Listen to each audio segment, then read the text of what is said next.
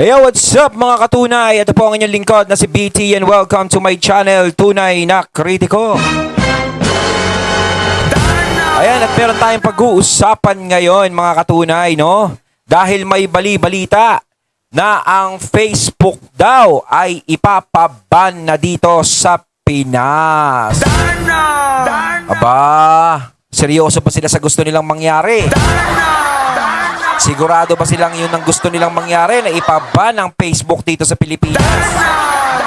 So wag na natin pagtagalin at sabay-sabay na nating panoorin ang laman ng video na ito at bigyan ng reaksyon. Parang silent martial law. Pasok!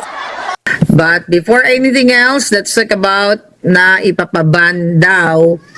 Mukhang planong open si Bangag na ipapaban ang Facebook Philippines. Ayun, bago ko nga pala simulan ng video ito, nais ko nga pala magbigay ng credits dito sa boses at video na matutunghayan natin ngayon at bibigyan ng reaksyon. Walang iba kundi si Maharlika. Ayan, syempre, huwag niyo kalimutang suportahan ang channel ni Ma'am Maharlika, mga katunay, si Bol Jaquera, no? Huwag niyo kalimutan mag-subscribe at mag-follow para maging updated po kayo sa mga vlogs, reactions, sa mga balita na hinahatid sa atin ni Ma'am Maharlika, aka Bol Jaquera. Parang Bol Jaquera ba? Correct me if I'm wrong. Ayun, ipagpatuloy natin. Alam niyo ba kung bakit nila gustong ipaban yan? Gorgor Zorro. Okay, balikan natin yung timeline nitong pinag-uusapan natin na pinag-uusapan ngayon na gustong may plano silang iban ang Facebook sa Pilipinas. Titignan natin, matagal naman na nila yan na gustong not really ipaban kundi hawakan sa liig yung mga pamunuan ng Facebook. Kasi nga hindi matanggap ni Liza Tanas, ni Bangag, na minumura sila ng taong bayan. Diba? Pumunta kayo sa kanilang Facebook page. Katakot-takot ang mura. Hindi na kaya ng mga trolls nila. Yung mga ngiwi ni Bangag. Diba? Yung flood control, lahat ng pagnanakaw sa panahon ni Bangag. Dahil talagang flooding, ika nga. Napanood ko nga yan kay Auntie Claire na talagang parang gusto nila tuluyan ng ipaban ang Facebook dito sa Pilipinas. Ang tanong dyan, sigurado ba silang magugustuhan ng taong bayan ang gusto nilang mangyari? Diba? Alam naman natin na ang Facebook ay ginagamit ng hindi lang mga Pilipino kundi buong mundo. 'Di ba? Pero buong Pilipinas, nandito tayo sa Pilipinas kasi dito nila gustong iban. Sa tingin ba nila magiging maganda yung epekto sa gobyerno ng gusto nilang gawin? Alam nyo, sa totoo lang, no? Kung ang inaalala, kasi sabi ni Auntie Claire para hindi na daw maglabas ng fake news, para hindi na raw sila, kasi parang ganun yun Bakit hindi na natin sabihin na para hindi na kami tirahin ng tira? Kasi sinabi niya, tanggap niya naman na may kritiko. Kinikriticize ang gobyerno. Tanggap naman, okay, goods. Pero sa totoo lang, yung sinasabing fake news. Bakit kayo maaapektuhan kung alam nyong fake? Diba? Kasi parang ang iniisip nyo, ibig sabihin, ang mga Pilipino, tanga-tanga, naniniwala sa fake news. Diba? Hindi ganun katanga mga Pilipino. Siyempre, pag nakakarinig sila ng isang balita, masisiguraduhin muna nila yon para ma-confirm nila kung totoo o hindi. Diba? Nasa sa tao na yon kung maniniwala siya o hindi sa mga naririnig niyang balita. Kaso nga lang, eto, Auntie Claire, no, sa Malacanang. Yung mga balitang lumalabas na laban sa inyo o negative sa inyo is talagang nagre-reflect. Ganun talaga parang yung nangyayari sa bansa natin. Sino ba yung dapat naming sisihin? Yung mga Duterte ba? Hindi. Tapos na ang termino ni PRRD. Si BP Sara, Vice President lang. Kayo na yung may gawa. Kayo na yung Kayo na yung presidente. Siya na yung presidente. Kayo na yung gobyerno. Iba na. Ngayon, kung meron kayong nakikitang pagkukulang kay PRRD, sinasabi nyo, yung gobyerno ni PRRD, hindi naman naging maganda yan. Maraming problemang iniwan sa amin yan. Bakit hindi nyo punan? Diba?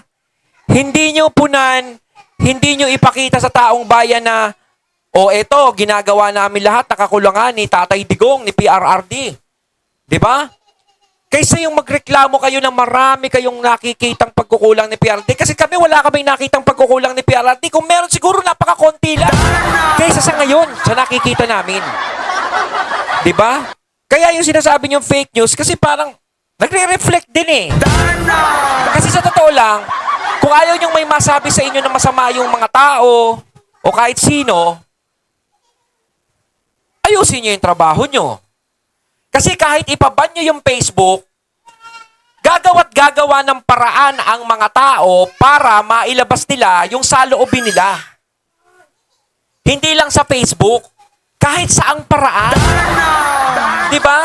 Kahit ipatanggal nyo Twitter, ipatanggal nyo ang Facebook, ipatanggal nyo ang Instagram, ipatanggal nyo yan, gagawa't gagawa ang mga tao ng paraan para iparating nila yung gusto nilang sabihin, yung nararamdaman nila sa bansa natin.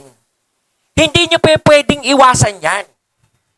Diba? Pwera na lang kung talagang magde-declare kayo ng martial law. Eh minsan nga kahit martial law eh. Diba? Kahit martial law, lumalaban pa rin ng mga tao. Hindi nyo mapipigilan yung mga kritisismo o yung mga negative na balita natatapon sa inyo. Kumbaga nasa sa inyo na lang kung paano nyo tatanggapin. Yun. Sentimiento ng taong bayan. Hindi makalabas ng taong bayan dahil ngayon lubog pa kayo dyan sa Bataan, sa Pampanga, even sa iba't ibang mga lugar, di ba? Hindi kayo makalabas, hindi kayo makawelga, hindi kayo makarally, kaya nandyan kayo sa Facebook. At apektado ang Bangag Junior, si Lisa Tanas, dahil who knows, baka anytime pumantay na ang kanilang mga paa. Yakapin na sila ni Aida. So, nakikita ninyo, everyday, galit na galit ang tao, pinagmumura sila ng mga jutang ginay mga yan. Okay? Mga king-ina na hindi pa nagurgur. Right? Yan ang katotohanan. Mga kababayan, kaya pinag-iisipan nila na baka i-ban nila ang possible na pag-ban nila sa Facebook. Kasi noon pa lang, dinidiktahan nila ang Facebook para i-take down yung mga pages na hindi ayon sa kanila. Eh ako nga, 2 Facebook pages yung tinake down nila noong 2023, di ba? Nagtagumpay sila. Pero i-take down man lang yung Facebook, buhay pa rin ako hanggang ngayon. Hindi, mali yun kung tutuusin, no? Yung magte-take down sila ng mga Facebook ng mga taong kumakalaban sa kanila. Kasi sa totoo lang, mas masarap yung merong kang critics, yung merong nagkikritisismo sa ginagawa mo. Kasi mas malalaman mo kung ano yung pagkakamaling nagagawa mo, mas maitatama mo, di ba? Kasi kung gusto nyong marinig, puro tama, ay mahirap yun. Wala naman taong perfecto. Di ba? Hindi nila mapapatay ang mensahe ng ngangabels ko. Ma-take down man nila yung Facebook dahil nakikipagsabuatan sila sa mga Pilipino dyan sa Singapore na nasa Facebook company na binisita ni Satanas at ni Taberna. Remember that? That was 2023, I think. Okay? Ngayon, di na nila kaya dahil even sa mga surveys, bagsak na rin si Bangag. Yan ang katotohanan. Hindi dahil sa dito sa mga nangyayaring bangbangan ngayon, right? Kaya ang gina-justify lang nila na kailangan daw tignan yung posibleng pagban o pagharang o totally paggurgur ng Facebook ng gobyerno ni Bangag sa Facebook Philippines. Mantakin nyo naman ang laki ng pakinabang ng Facebook sa mga tao. Kasi dati ang mga tao gumagamit lang ng telepono. Diba? At gumagamit lang ng telepono yan. Maglo-long distance ka, magbabayad ka, ang layo. Minsan nga, hirap ang kumontak eh. Ngayon, Facebook, mas pinadali na makakontak ka sa mga kamag-anak mo. Mas madali ka maka-keep in touch, mas nakikita mo. At saka yung mga nangyayari sa kanila sa ibang bansa, ganito, ganyan. At saka hindi lang eh. No? Basta sa mga contact yan marami pang gamit ang Facebook. Ngayon, depende na lang sa mga taong gumagamit ng Facebook. Meron kasi dyan na sasabihin na dahil sa Facebook, nagkakaroon ng masamang impluensya sa mga kabataan. Sa totoo lang, depende yan eh. Depende na rin sa tao yan. Depende na rin sa nanonood dyan o gumagamit ng Facebook yan. Diba? Kung ganun sila katanga na maniniwala sila sa mga kasamaan na nangyayari sa Facebook, is tanga ka. Di ba? Bobo ka. Wala kang isip. Hindi ka marunong mag-isip. Pero sa totoo lang, wala naman talagang nangyayaring karahasan. Merong mga pinapakita na gano'n. Siguro dapat yun ang mga iban para sa akin. Yung mga pinapakita na mga masyadong mararahas, yun. Pero sa totoo lang, yung mga freedom of expression, dyan sa Facebook, halimbawa, may mga vlogger na tumitira sa sa administrasyon, hindi mo siguro dapat ipatanggal eh. Di ba? Kasi si PRRD, isang halimbawa yan, hindi siya pikon. Hindi siya pikon. Kasi hindi niya pinapatanggal lahat ng mga tao tumitira sa kanya. Hindi niya nga pinapakulong lahat ng mga taong tumitira sa kanya. Hindi niya tinataniman ng kaso yung mga taong tumitira sa kanya. Pero ngayon, di ba? Kapag nagsalita ka lang hindi maganda, may pwesto ka o wala, makukulong ka. Ganun yun. Di ba? Kumbaga, dapat matuto kayong tanggapin kung ano yung magiging consequences ng ginagawa nyo. Di ba? Dapat tanggapin nyo yun. Hindi dapat kayong maging talo-pikon. Ano naman ngayon, kung tinitira kayo, natural na yan di kung meron silang nakikita sa inyo, mas patunayan yun sa kanila na tama ang ginagawa nyo. Di ba? Hindi yung makikipagbakbakan din kayo. Halimbawa, may isang vlogger ng DDS, binabanata ng administrasyon. Sinasabi, eto, si BBM, ganito, ganyan, ganyan. Bakit hindi nyo patunayan sa kanila na hindi talaga kayo ganun? Ipakita nyo yung totoo. Edi yung hinihiling na drug test, perpolical na yan, para matapos na yung usapan. Pag nag-negative, di mapapahiya pa yung tao na yon na nagbibintang sa inyo, di ba? Ganun yun. Dapat pinapatunayan nyo, sasabihin nyo, wala kaming dapat patunayan. Kami ang may pwesto dito. Hindi pa pwede. May pwesto lang kayo sa gobyerno, pero pantay-pantay pa rin tayo. Pare-pareho pa rin tayong tao. Diba ganun yun? Alright, so here we go. April 10 this year, okay, nag-warning ang Bangag administration sa Meta. Ano ang sabi? Nagpadala ng letter ang DICT. Ayan si Aboy, ikaw naman Aboy, para naman di tayo magkakilala Masyado ka nang mayaman ka na ba ngayon? Diba? Ikaw nga may handle ng pera sa mga trolls Ikaw ang namamahagi ng pera sa mga trolls. Masyado ka, yumaman ka na siguro dyan sa DICT, Anyway, nagpadala ang DICT at PCO, yun sa opisina ni Taratara, right? Ng formal letter kay Zuckerberg. Remember that? April 2026 na inutusan nila na gumawa daw ng mabilisang pag-akto sa mga false, misleading, okay, mga fake news daw, at binigyan nila ng ultimatum na 48 oras para daw i-acknowledge yung letter at 7 days para mag-submit ng mga detailed implementation plan. Yun ang warning ng bangag na gobyerno noong April.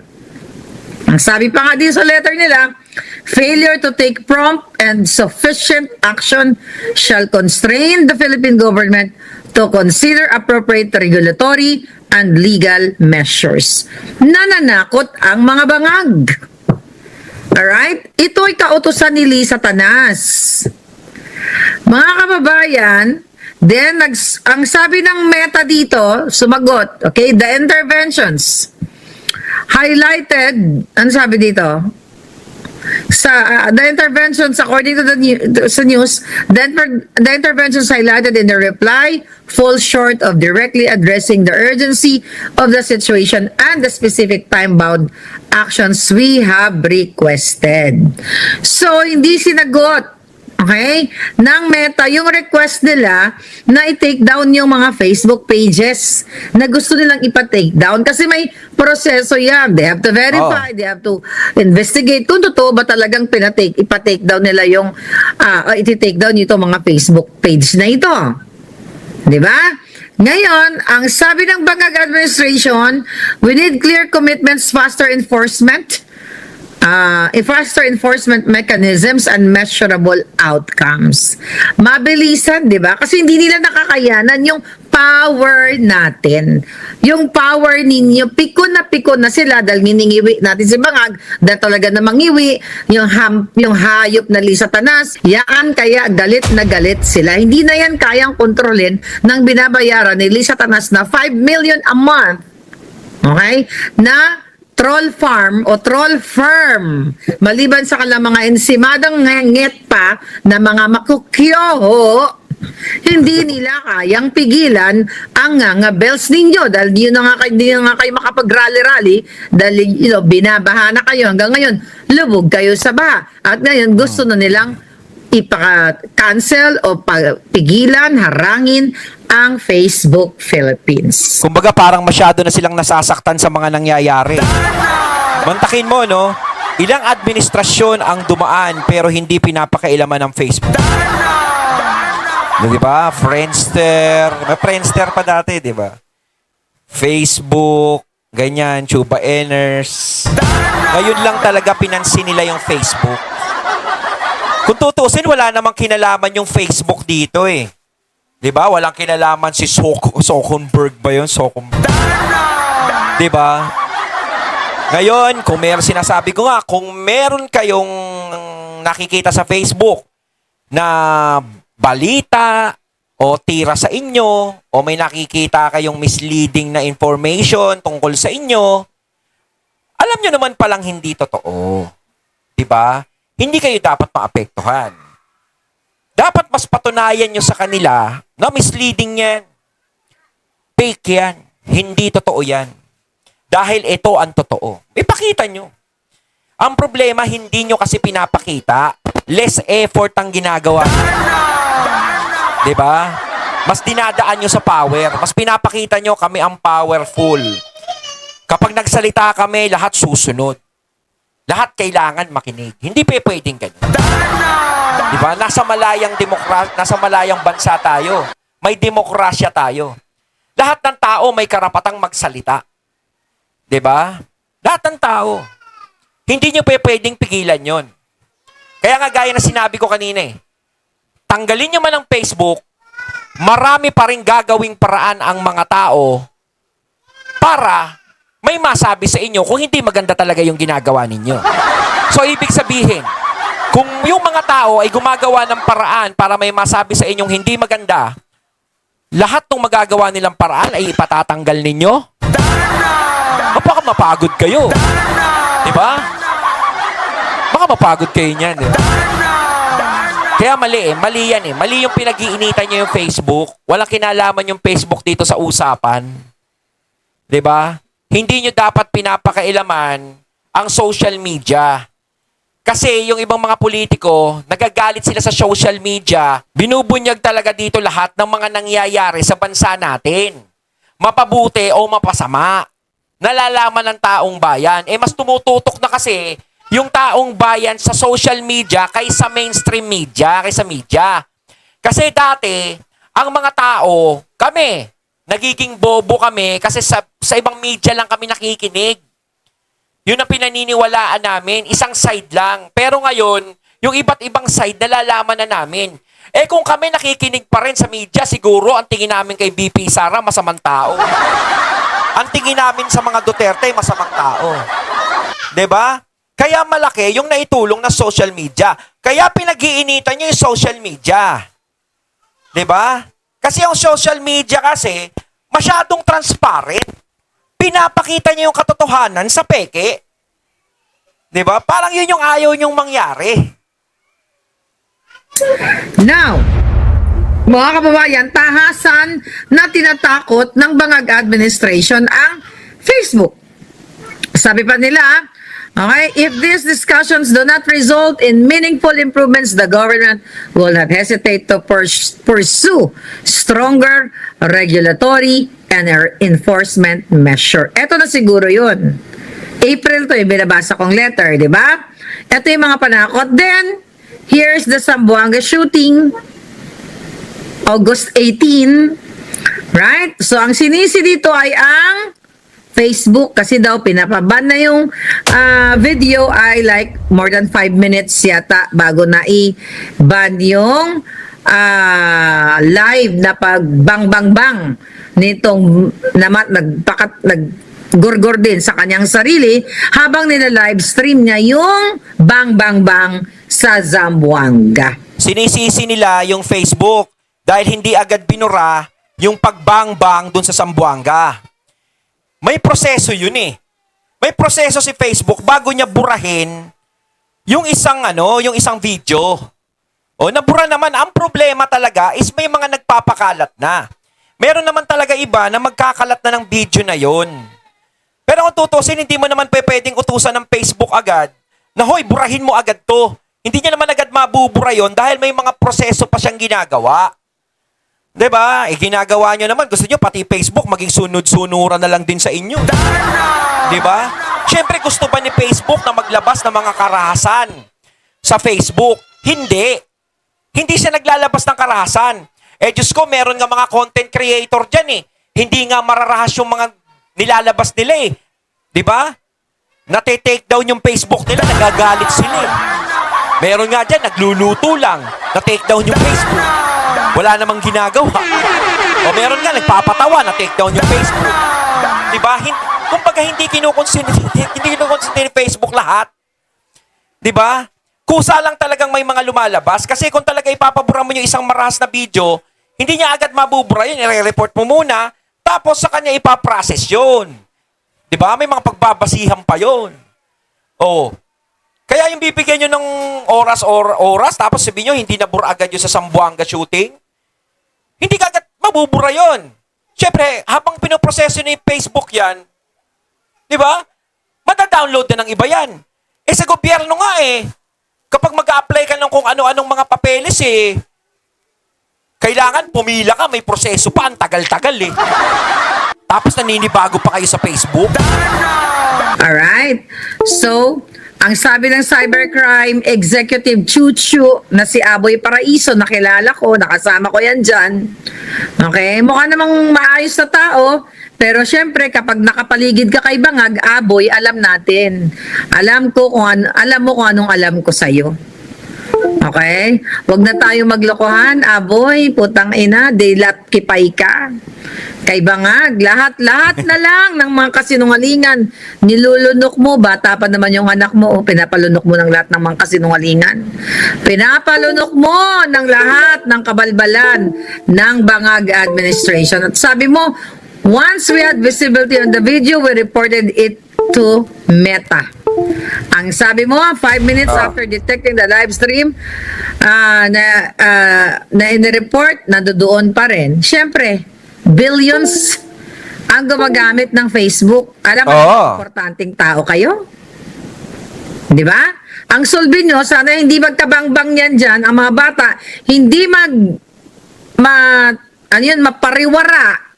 Di ba? Dapat, yung mga may hawak ng baril na taga Bureau of Customs, ang tatay niya, dapat yan ang kinakastigo nyo. Diba? Ang ipaban nyo yung corruption.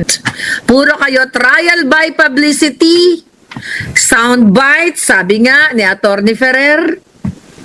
Diba? Talagang napakasinungaling yung lahat. Dapat yakapin na kayo ni Aida, pumantay na lahat ng mga panyo. Mga hayop kayo, dapat na sa impyerno na kayo. Then now, alright? Ano sabi mo, Aboy? That's the problem. First is, ano sabi ito? Teka lang. Yun na nga, hindi daw na-report ka agad. That's the problem because of that na-delay yung take down nung gurgura na ginawa ng estudyante sa Ateneo. Okay? Sabi niya, first is the jurisdiction. We don't have jurisdiction over these platforms. Di ba? Wala talaga kasi Amerika yan. Wala naman kang jurisdiction talaga dyan Di sarado yung Facebook dyan. Putang ina ninyo, nananakot pa kayo? Nananakot. Pero sa tingin ko, pag sinarado nila ang Facebook dito sa Pilipinas, ang daming makakalaban ng gobyerno dito. No? Hindi sila natatakot sa mga ginagawa nila Sa totoo lang, hindi sila natatakot. Parang okay lang sa kanila na magalit sa kanila yung taong bayan. Nagtataka pa sila eh. Ang daming nagagalit sa amin, ang daming namumura sa amin. Eh kayo yung gumagawa ng mga bagay para mainis at magalit sa inyo yung mga tao. Kayo yung nagpapakita ng ganyan. Kaya nga alam nyo, gaano karami yung gumagamit ng Facebook. Napakaraming tao nakikinabang dyan. Luzon, Visayas, Mindanao. Dito tayo sa Pilipinas. Siyempre buong mundo yan eh. Pero dito tayo sa Pilipinas. Sa tingin nyo ba matutuwa sa inyo yan? Ikapapanalo nyo ba yan sa susunod na eleksyon? Baka yan ang maging ugat para bumagsak kayo lahat. 'Di ba? Oh. Sa dami ng taong nakikinabang diyan sa Facebook. Yan sila, kung ako kay Zuckerberg, for sure, gigil na sa inyo dahil turap kayo. Gigil na sa inyo si Zuckerberg, kahit naman iba nyo yan sa Pilipinas, hindi siya maghihirap. Oo. Ang maapektuhan dyan yung mga nagninegosyo. Maapektuhan dyan yung mga... Ang dami-dami talagang mawawala ng trabaho sa Facebook. Napakadaming content creator na umaasa sa Facebook. Sa totoo lang, malaki yun na itutulong sa kanila. Yung iba dyan, naging maayos ang mga buhay. Naging mayayaman dahil dyan. Ang dami yung tatanggalan ng trabaho sa totoo lang. Parang gustong-gusto nyo talagang matanggalan ng trabaho yung mga Pilipino. Para umasa sa mga ayudang ibibigay nyo na pa-noodles-noodles lang. Para masabi na, uy, nagbigay sila ng ayuda. Yung tipong ma-appreciate ng mga tao na nagbibigay kayo ng ayuda. Ganun ba yun? Ayaw nyo ba na yung mga tao ay nagsisikap sa pamamagitan ng Facebook? Diba? Na kumikita sila sa iba't ibang mga paraan? Di ba kayo natutuwa? Tatanggalan nyo ng trabaho. Hindi lang kasi tatanggalan nyo ng contact yung mga Pilipino, kundi tatanggalan nyo rin lahat ng mga Pilipino na gumagawa ng content dyan na ginagawa nilang hanap buhay. Yung iba dyan, mga nag-i-endorso ng ganto-ganto, mga gamit nila, ganto-ganyan, mga tapatinto. Ang dami yung tatanggalan dyan. Nasabi ko sa inyo, dyan din nabubuhay yung mga online business, di ba? Mga pagkain, mga bagay, mga damit, mga ano. Ang dami yung tatanggalan ng trabaho. Okay lang sana kung tatanggalin nyo yung Facebook eh. Kung kayang-kaya nyo bang bigyan ng trabaho lahat na mawawala ng trabaho dyan eh. Di ba? Politikong katulad ninyo na ginagamit ang Facebook sa pagpapakalat ng fake news lalo na pagdating sa eleksyon. Ako, okay lang sa akin. Ipaban? Ipaban nyo na. Punta kayo sa YouTube na lang. Meron namang community yung YouTube. Doon tayo mag-uusap. Or mag-WhatsApp na lang tayo, no? Private na lang. O gagawa tayo sa relating platform. Ayun, natating nato ngayon ng video na nagbula kay Ma'am Maharlika. Ayan nakita nyo ngayon si Ma'am Maharlika, Boljakera. No? Kayo mga katunay, tama yung tanong ni Ma'am Maharlika. Payag ba kayo na maban ang Facebook dito sa Pilipinas? Comment lang po kayo sa comment box. So once again, I'm BT and I'm out. Peace.